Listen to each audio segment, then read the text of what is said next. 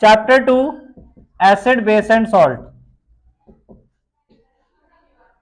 अब सबसे पहले जो इंपॉर्टेंट चीज है इसमें क्या है?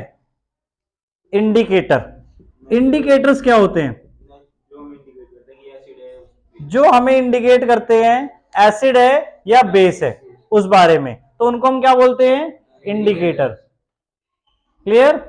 सो इंडिकेटर अब दो टाइप के हो सकते हैं, आर्टिफिशियल या फिर नेचुरल। ठीक है, आर्टिफिशियल यानी कि केमिकल्स बेसिकली। नेचुरल इंडिकेटर्स कौन कौन से आपके? टर्मरिक हो गया, ठीक है। ये जो लिटमस है ये आर्टिफिशियल है या नेचुरल है? बताओ। नेचुरल है, क्यों? क्योंकि नहीं, लिटमस पेपर नहीं बेटा है। लिटमस सॉल्यूशन जो हमें मिल रहा है वो कहां से ऑब्टेन्ड होता है? लिचन से।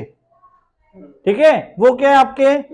प्लांट से बेसिकली, ठीक है, या माइक्रोबियम जो भी है, तो उनसे ऑब्टेन्ड होता है, इसलिए हमारा ये क्या है? नेचुरल इंडिकेटर है। और कौन से नेचुरल इंडिकेटर्स हैं?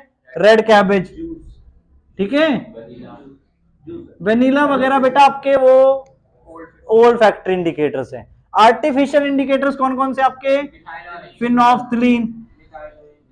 फिनोफ्थलीन की स्पेलिंग ध्यान रखना बेटा, मिथाइल ऑरेंज और ये दो इंपॉर्टेंट है आपके आर्टिफिशियल इंडिकेटर्स। क्लियर? नेचुरल में turmeric, litmus, red cabbage. Colour change ध्यान से याद रखना बेटा इनमें, ठीक है, जो भी कलर चेंज होता है ध्यान से उसे रीड कर लेना। लिटमस में क्या होता है? एसिड ब्लू को रेड कर देता है, यानी कोई भी कलर वैसे भी अगर डालोगे आप वो उसको रेड में कन्वर्ट कर देगा। बेस रेड को ब्लू में कर देता है। क्लियर? इसके बाद एक और टाइप के indicators, all factory indicators. All factory indicators का मतलब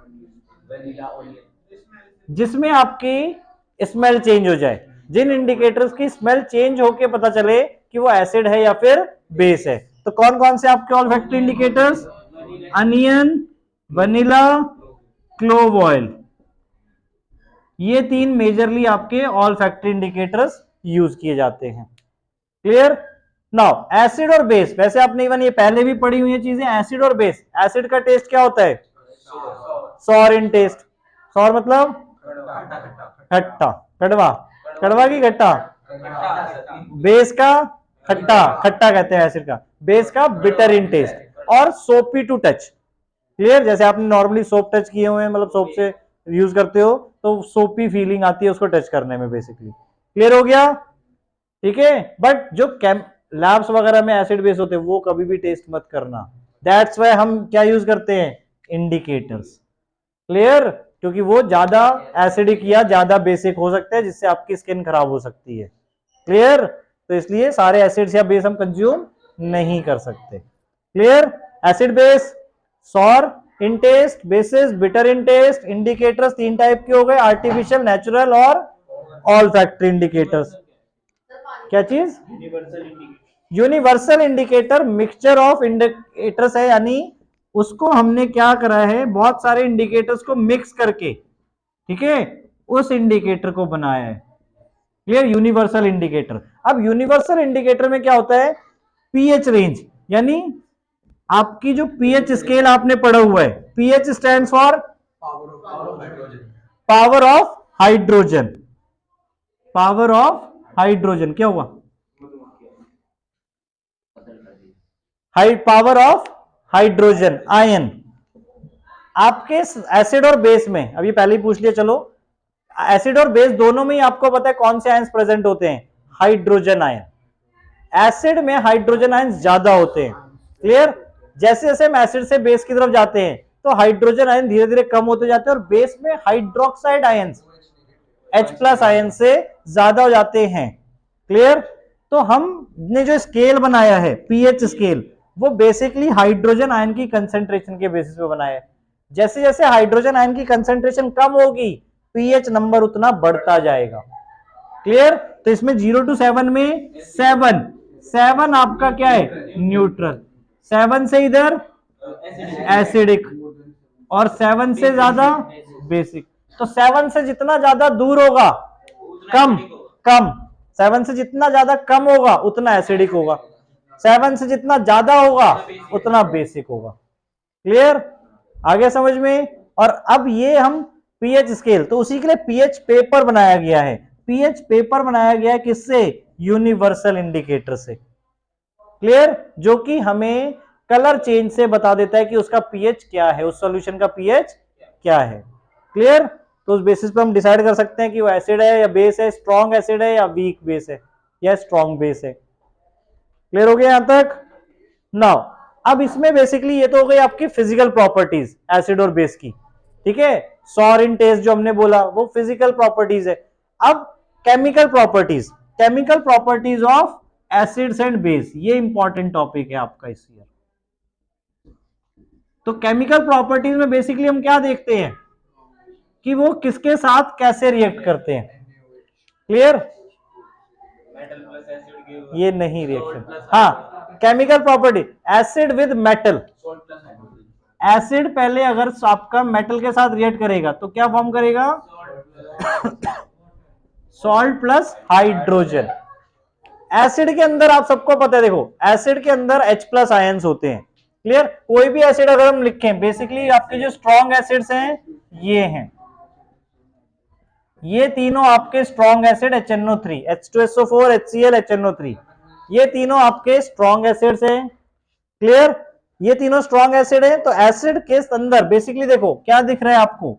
H plus ions, H plus ions होता ही होता है। क्लियर? अगर स्ट्रॉन्ग एसिड्स है, स्ट्रॉन्ग एसिड्स हम किन्हें बोलेंगे? जिनके अंदर large amount of H plus ions होगा। वीक एसिड जिनके अंदर less amount of H plus ions होगा, और वो कंप्लीटली आयोनाइज्ड हो जाएंगे, डिसोसिएट हो जाएंगे, ब्रेक डाउन हो जाएंगे जब हम इसको वाटर में डालेंगे तो ज्यादा H प्लस आयंस आपके लिबरेट होंगे। इसमें क्या होगा? वीक एसिड्स में क्या होगा? ये तीनों आपके स्ट्रॉन्ग एसिड्स हैं। वीक एसिड्स में वो कम डिसोसिएट होंगे और कम H प्लस आयंस आपके वाटर में लिबरेट होंगे। क्लियर हुआ? वाटर में लिबरेट होके वो क्या करते हैं? H3O प्लस आयंस बनाते हैं। इसको हम क्या बोलते हैं? Hydronium ions. जब हम एसिड को वाटर में डिसॉल्व करते हैं, ठीक है, तो आपके H3O प्लस आयंस लिबरेट होते हैं। ठीक है। नाउ एसिड प्लस मेटल, तो मेटल आप सबको पता है रिएक्टिविटी सीरीज में हाइड्रोजन भी है। वो इसीलिए है क्योंकि हाइड्रोजन भी आपके पॉजिटिव आयंस फॉर्म कर सकता है लाइक मेटल्स। क्लियर? तो मेटल हाइड्रोजन को डिस्प्लेस कर देगा और अपना सॉल्ट बना लेगा प्लस H2। अगर हम कोई रिएक्शन लिखें इसके बेसिस पे लाइक H2SO4 प्लस जिंक ले लिया सपोज हमने, तो ZnSO4 plus H2। Clear? Zn ने हाइड्रोजन को डिस्प्लेस कर दिया। Clear? It is also an example of displacement reaction. Clear? आपसे ये क्वेश्चन पूछा जा सकता है, which gas is released when acid react with metal? Hydrogen. Even base भी जब मेटल के साथ रिएक्ट करेंगे तो बेस भी सॉल्ट प्लस हाइड्रोजन ही बनाएंगे। क्लियर? एसिड को रिएक्ट करें या बेस को रिएक्ट करें, दोनों ही आपके मेटल के साथ क्या बनाएंगे? Salt plus hydrogen. क्लियर हुआ? नाउ उसके बाद और रिएक्शंस आपकी, metal carbonate, acid with metal carbonate and metal bicarbonate, metal bicarbonate HCO3। Clear? तो इन दोनों के साथ ही रिएक्ट होके आपका जो फॉर्म बनेगा वो क्या बनेगा? Salt plus H2O plus CO2। ठीक है, ये पूरी रिएक्शन आपकी बेटा। एसिड विद जब मेटल कार्बोनेट या मेटल बाइकार्बोनेट, जिसे हम हाइड्रोजन कार्बोनेट भी बोलते हैं, उसके साथ रिएक्ट करेगा तो salt plus H2O plus CO2 बनाएगा। ये दो मेन रिएक्शन आपकी इस एसिड वाले चैप्टर में है। ठीक है अभी तक? नाउ क्लियर हो गया? हाइड्रोजन को टेस्ट करना भी आ सकता है। हाइड्रोजन को टेस्ट कैसे करते हैं हम? बबल्स फॉर्म करेंगे और वो बबल्स बस्ट होंगे with a pop sound. Carbon dioxide को टेस्ट करने का क्या है? लाइम वाटर को हमने रख दिया वहां पे और लाइम वाटर में वो गैस पास करवाई जो यहां से रिलीज हुई, दैट इज कार्बन डाइऑक्साइड। अगर वो लाइम वाटर मिल्की कन्वर्ट हो जाए तो वो कार्बन डाइऑक्साइड है गैस। क्लियर? और ज्यादा टाइम के लिए अगर हमने पास करा दी तो क्या हो जाएगा? इसका भी हमने पढ़ा था, वापस वो सॉल्युबल हो जाएगा, यानी वापस आपका जो मिल्की कलर है वो डिसअपियर हो जाएगा। आया समझ में? ये दोनों रिएक्शन आपकी आ सकती हैं 5 से 10 मिनट में। ठीक है, मिल्की होना होगा तो तुरंत हो जाएगा, और आपने 5-10 मिनट के लिए अगर पास करा दी कार्बन डाइऑक्साइड तो वो धीरे धीरे वो कलरलेस हो जाएगा वापस। क्लियर? कैल्शियम हाइड्रोजन कार्बोनेट, आपका जो लाइम वाटर होता है वो होता है कैल्शियम हाइड्रोक्साइड। जब उसमें कार्बन डाइऑक्साइड पास कराओगे तो कैल्शियम कार्बोनेट बन जाएगा जो कि मिल्की कलर का अपीयर होगा, और ज्यादा देर के लिए करोगे तो कैल्शियम हाइड्रोजन कार्बोनेट बन जाएगा जो कि अगेन सॉल्युबल हो जाता है वाटर में। क्लियर? मिल्क ऑफ मैग्नीशिया का केमिकल फॉर्मूला मैग्नीशियम हाइड्रोक्साइड। ठीक है, नाउ और रिएक्शंस आपकी acid and base react with each other, most important that is neutralization reaction. ये कर रहा हूं रेज।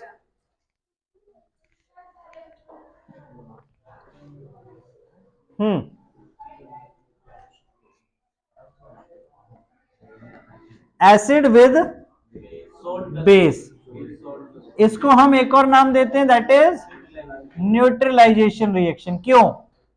क्योंकि एसिड और बेस आपस में एक दूसरे को क्या कर देते हैं, न्यूट्रलाइज कर देते हैं। क्लियर? और एक न्यूट्रल कंपाउंड बन जाता है दैट इज सॉल्ट। तो जो हमने अब सॉल्ट बात कर रहे थे वो यही है। क्लियर? एसिड और बेस एक दूसरे को खत्म करके एक न्यूट्रल सब्सटेंस बना देते हैं, उसको हम सॉल्ट बोलते हैं। क्लियर? वो ना तो बिटर होता है और ना ही सॉर होता है। क्लियर? और साथ में क्या रिलीज होता है, वाटर। ठीक है, अब वाटर कैसे फॉर्म हो रहा है, देखो एसिड में हमने बात की H+ आयंस होता है, बेस में OH नेगेटिव आयंस होता है, ये दोनों मिलके वाटर बना देते हैं। मतलब सॉल्ट में ना तो H+ आयंस है और ना ही OH नेगेटिव आयंस है, सो इट मींस ये न्यूट्रल हो गया। क्लियर? ना ही एसिड के कंपोनेंट है ना ही बेस के कंपोनेंट है। क्लियर? इसलिए इस रिएक्शन को न्यूट्रलाइजेशन रिएक्शन बोलते हैं। और रिएक्शन आपकी metallic oxide, acid with metallic oxide. तो अब यहां पे देखो हमने पढ़ा था स्टार्टिंग में एसिड विद मेटल क्या फॉर्म करते हैं, salt plus water, salt plus H2, sorry salt plus H2। अब यहां पे ऑक्सीजन और आ गया तो सॉल्ट प्लस वाटर फॉर्म हो जाएगा आपका। क्लियर? ऐसे ही base plus non metallic oxide. Clear? Salt plus H2O। अब इन तीनों रिएक्शन को ध्यान से देखो, यहां पे भी वाटर आपका क्या है, H2O। क्लियर? तो यानी कि MO यानी कि मेटल ऑक्साइड यहां पे किसकी पोजीशन ले रहा है, बेस की। तो metal oxides are basic in nature. Non metallic oxide किसकी पोजीशन ले रहा है, ध्यान से देखो, एसिडिक की, एसिड की। तो ये this is acidic in nature.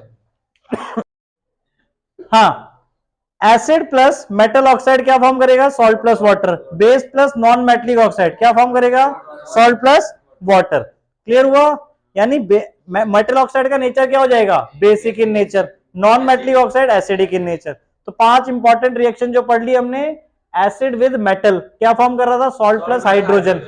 Acid plus metal carbonate या metal hydrogen carbonate, salt plus water plus CO2। और बाकी ये रिएक्शन 3 आपकी। क्लियर? इसके बाद आपका अब एसिड और बेस में क्या कॉमन होता है बताओ, सारे एसिड्स और सारे बेसिस में, सारे एसिड्स में H+ आयंस, बेस में OH नेगेटिव आयंस। बेस के नाम अगर हम कुछ लिखें तो क्या क्या, NaOH, KOH, ये दोनों आपके स्ट्रॉन्ग बेस है बेटा।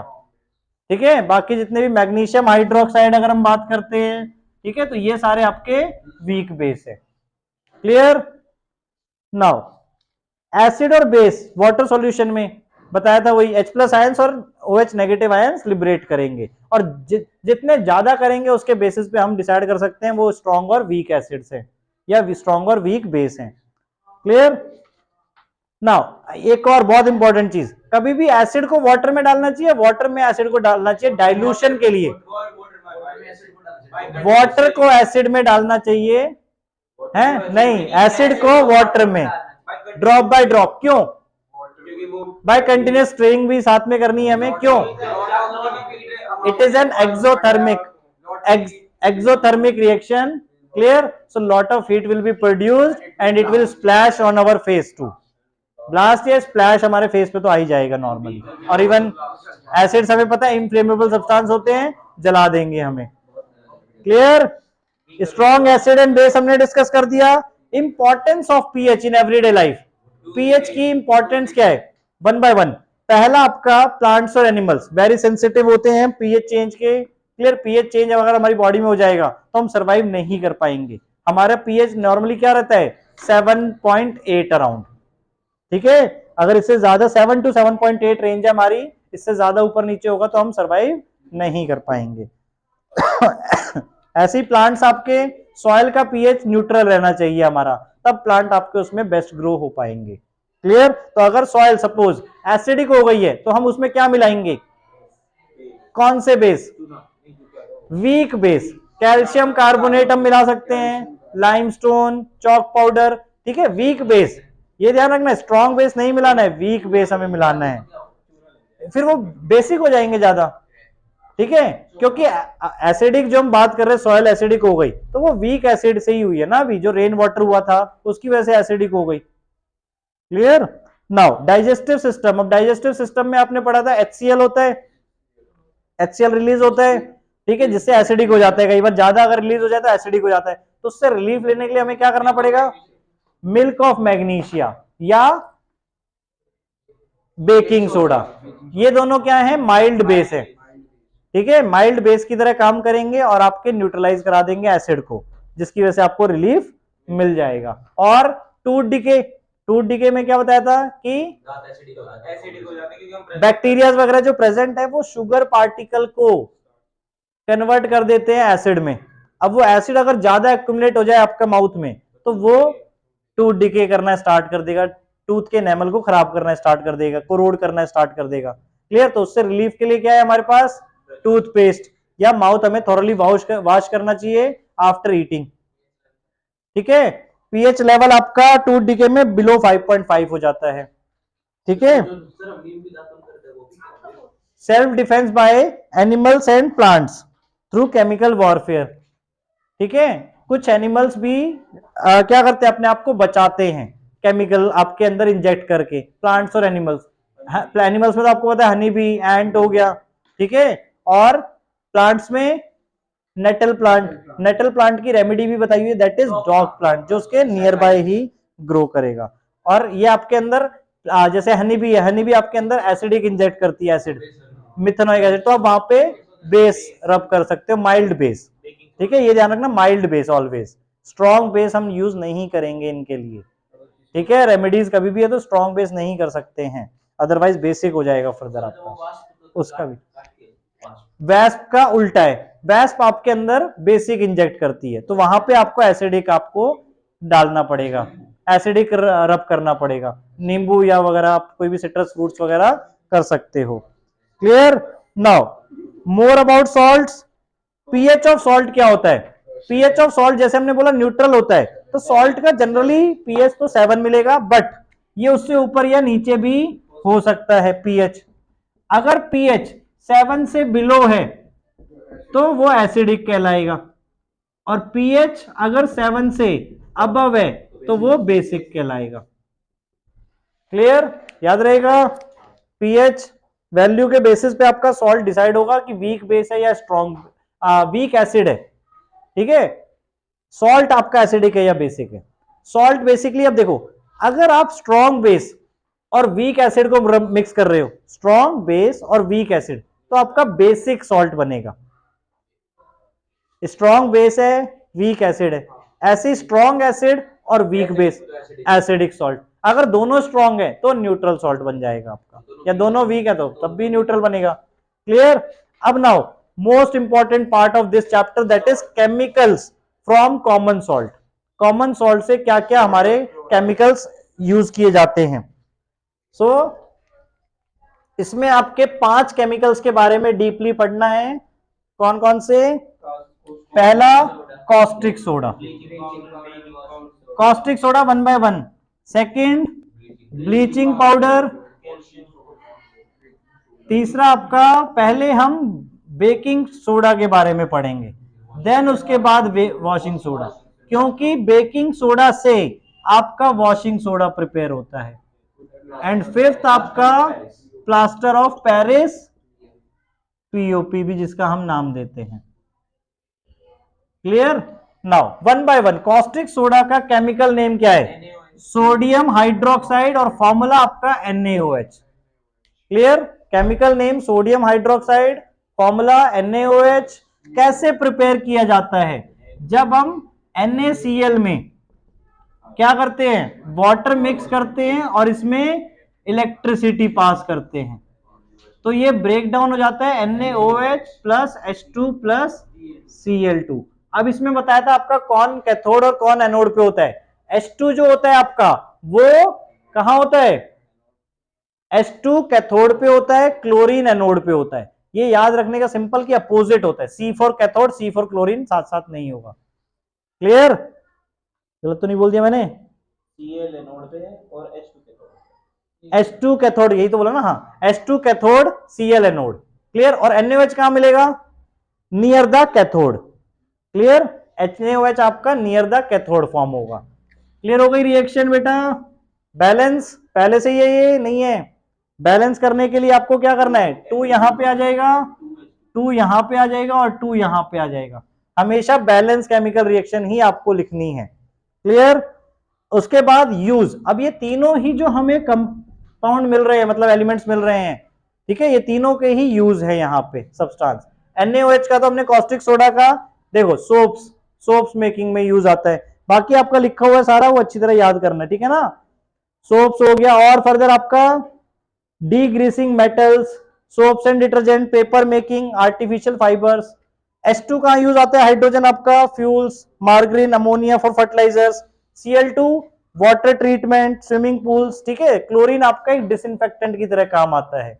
ये रिएक्शन, इनके यूजेस और इनके केमिकल नेम प्रॉपरली आपको याद रखने हैं बेटा। Second, bleaching powder, calcium oxychloride, CaO Cl2 chemical formula हो गया इसका। प्रिपेयर कैसे करते हैं, कैल्शियम हाइड्रोक्साइड में क्लोरीन गैस पास कराते हैं, तो CaO Cl2 फॉर्म हो जाता है, प्लस वाटर फॉर्म होता है आपका। क्लियर, यूज आपका ब्लीचिंग, नाम से ही क्लियर है, ब्लीचिंग, ब्लीच करने में काम आता है। वुड पल्प को ब्लीच करते हैं, ठीक है।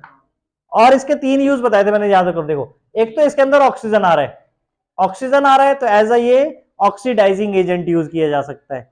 क्लोरीन आ रहा है, एज अ डिसइंफेक्टेंट यूज किया जा सकता है। और ब्लीच तो नाम से ही है, तो 3 यूज बन गए ना, देखो फॉर्मूले को याद करके ही। Clear, now baking soda, baking soda NaHCO3, chemical name इसका sodium hydrogen carbonate.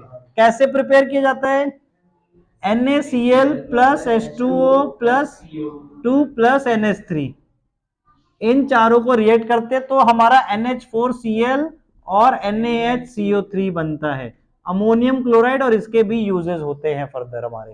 Clear, ammonium chloride, ठीक है। और ये हमारा क्या बन गया, सोडियम हाइड्रोजन कार्बोनेट, जो कि baking soda. Clear, baking soda का हमने यूज पहले भी पढ़ा, एंटासिड में काम आता है। क्लियर, बेकिंग पाउडर बनाने के काम में आता है, एसिड के साथ मिक्स करके बेकिंग पाउडर हम बना सकते हैं।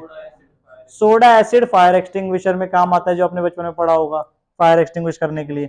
नाउ वॉशिंग सोडा का फॉर्मूला Na2CO3.10H2। ये कैसे प्रिपेयर किया जाता है, जो हमारा बेकिंग पाउडर बना था, मतलब बेकिंग सोडा बना था, उसको अगर हम हीट कर दें, क्लियर, तो उससे Na2CO3 मिल जाएगा हमें, प्लस H2O प्लस CO2 मिल जाएगा। CO2 मिलता है अलग से, हाँ है Na2CO3 plus H2O plus CO2। Clear, जब हम इसको हीट करते हैं, ये ना रिएक्शन ऊपर, clear, Na2CO3 plus H2O plus CO2 आपको मिलता है। और फर्दर अब देखो, फॉर्मूला तो हमारा क्या ये है, और इसका केमिकल नेम क्या होगा, sodium carbonate decahydrate, sodium carbonate decahydrate. अब इसमें 10 मॉलिक्यूल्स ऑफ वाटर हम मिक्सड अप करवा देंगे, ठीक है। अब डॉट का मतलब क्या है, क्या यहाँ पे सोडियम कार्बोनेट गीला मिलेगा आपको, वेट मिलेगा, नहीं। तो ये 10 मॉलिक्यूल्स क्यों है, these are called water of crystallization. ये इसलिए नेसेसरी होते हैं कि वो उसको क्रिस्टल फॉर्म दे सके। क्लियर, वेट नहीं होगा, और ये मिक्सड अप नहीं हो रहा, मतलब रिएक्ट नहीं हो रहा 10 मॉलिक्यूल्स ऑफ वाटर, वो उसके साथ अटैच है, मिक्सचर है यहाँ पर ये। क्लियर, मिक्सचर जब भी होते हैं हम डॉटेड फॉर्म में लिखते हैं। वाटर ऑफ क्रिस्टलाइजेशन का meaning number of water molecules needed to give a crystal form to any salt.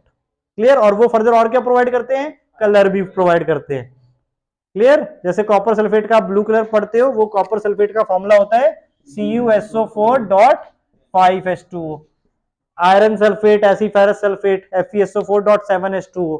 अलग अलग वाटर मॉलिक्यूल उनमें नीडेड होते हैं। नाउ प्लास्टर ऑफ पेरिस, ये भी एक एग्जांपल आपका CaSO4 डॉट वाटर क्रिस्टलाइजेशन का, ये भी एक एग्जांपल है आपका। क्लियर? अब ये कैसे प्रिपेयर होता है? जिप्सम से। जिप्सम हमारा एक कंपाउंड होता है जिसका फॉर्मूला ये होता है कैल्शियम सल्फेट बाईहाइड्रेट। बाईहाइड्रेट 2 के लिए बाई यूज करते हैं। इसको जब हम हीट करते हैं एट 373 केल्विन, क्लियर, तो ये हमारे को हाफ वाटर मॉलिक्यूल बच जाता है इसके अंदर और 1.5 लिबरेट हो जाता है वाटर मॉलिक्यूल, वेपोराइज हो जाता है। क्लियर? तो आपका यहाँ पे कैल्शियम सल्फेट हेमीहाइड्रेट बचता है, इसका नाम है कैल्शियम सल्फेट हेमीहाइड्रेट। फॉर्मूला ये हो गया। यूजेस बेटा वॉशिंग सोडा का यूज रह गया। वॉशिंग सोडा का यूज वॉशिंग पर्पसेस के लिए और removing permanent hardness of water, ये कई बार पूछा जाता है। ठीक है? प्लास्टर ऑफ पेरिस का प्लास्टर्स के लिए, रफ सरफेसेस को स्मूथ बनाने के लिए, आर्टिफिशियल टॉयज वगैरह बनाने के लिए। क्लियर? टॉयज वगैरह जो आप बनाते हो बेसिकली हॉस्पिटल्स में फ्रैक्चर्स बोन्स को सही जगह फिट करने के लिए। क्लियर? प्लास्टर तो सबने सुना ही हुआ है। ठीक है? प्लास्टर ऑफ पेरिस क्यों कहते हैं? क्योंकि पेरिस में इवॉल्व हुआ था। ठीक है? नाउ डन ये चैप्टर पूरा। चैप्टर 2 अच्छी तरह रिवाइज करो। All the best for your science exam.